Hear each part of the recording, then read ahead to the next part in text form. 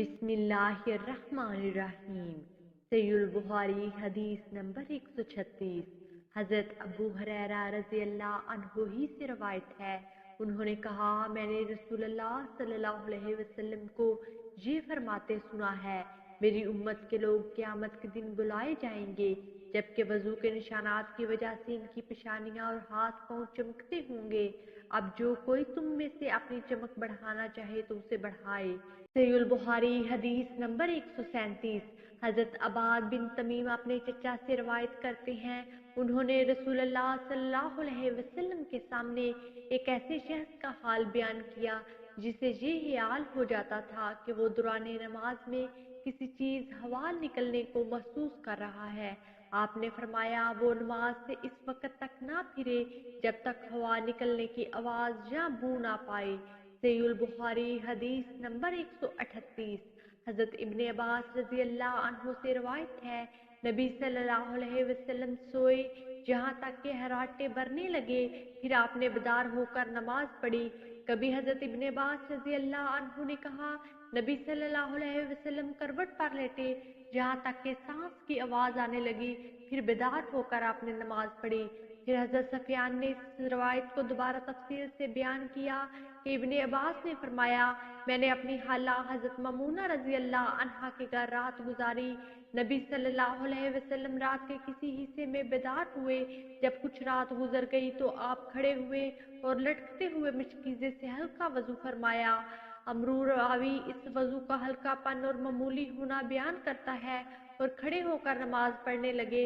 मैंने भी आप ही की तरह वजू किया, फिर मैं आकर आपकी बाईं जानब खड़ा हो गया। सफियान ने कभी जिसार के बजाय शमाल का लफ्ज इस्तेमाल किया। आपने मुझे फेरा और अपनी दाईं जानब खड़ा कर लिया। फिर आपने जिस कदर अल्लाह की तौफीक मुयस्सर आई तहज्जुद की नमाज अदा फरमाई, फिर करवट के बल लेट कर सो गए हत्ता के हराटे भरने लगे।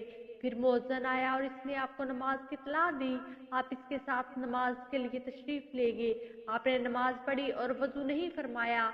सफियान कहते हैं, हमने अपने उस्ताद अमरू से कहा, कुछ लोगों का ख्याल है कि नींद का असर रसूलुल्लाह सल्लल्लाहु अलैहि वसल्लम के दिल पर नहीं बल्कि सिर्फ आंख पर होता था। अमरू ने जवाब दिया, मैंने अबैद बिन अमैर को ये कहते सुना है कि हजरात अंबिया अलैहिस्सलाम के हाथ वही होते हैं।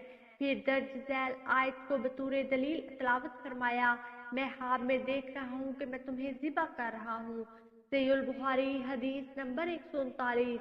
हजरत उसामा बिन ज़ैद रज़ी अल्लाह अन्हु से रवायत है, उन्होंने कहा, एक दफ़ा रसूलुल्लाह सल्लल्लाहु अलैहि वसल्लम अरफात से लौटे। जब घाटी पे पहुंचे तो आप उतरे, पेशाब किया, फिर वजू फरमाया, लेकिन वजू पर पूरा न किया। मैंने अर्ज किया, अल्लाह के रसूल, नमाज का वक्त करीब है। आपने फरमाया, नमाज आगे चलकर पढ़ेंगे। फिर आप सवार हुए। जब मुज़दलिफा आए तो उतरे और पूरा वजू किया। फिर नमाज की तकबीर कही गई और आपने मगरिब की नमाज अदा की।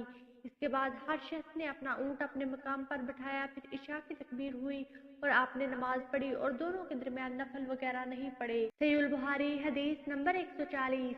हजरत इब्ने अब्बास रज़ी अल्लाह अन्हु से रवायत है, उन्होंने वजू किया और अपना मुंह धोया।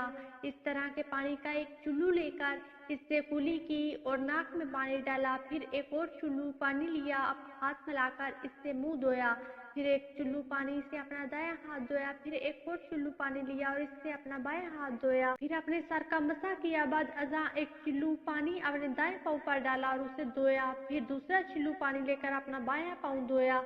इसके बाद कहने लगे, मैंने रसूलुल्लाह सल्लल्लाहु अलैहि वसल्लम को इसी तरह वजू करते हुए देखा है।